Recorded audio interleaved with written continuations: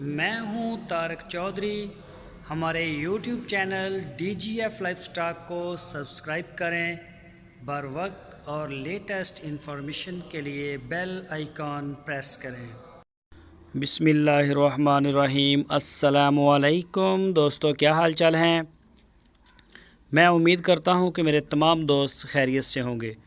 दोस्तों, अहमद हसन भाई ने ये एक गाय और 2 बछड़े ओकाड़ा में कार्गो किए हैं।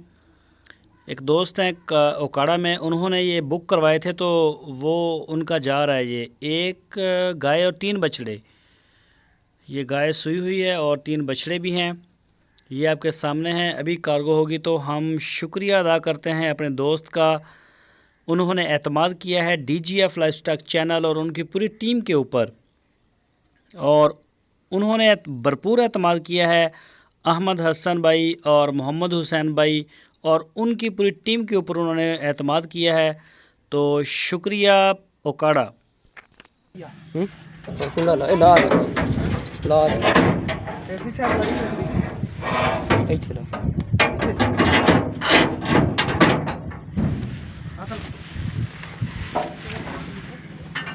बच्चा भाई अगली साइड ते साइड ते गां आ गई, 2 बच्चे आया आगे।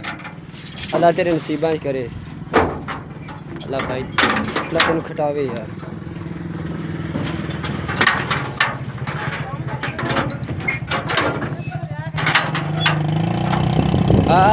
तीन बच्चे ते एक गां। तेरे जानवर लोड हो गए। कचरा कुचरा माशाल्लाह पसा पवा देते। बच्चा आगू लगा होता है।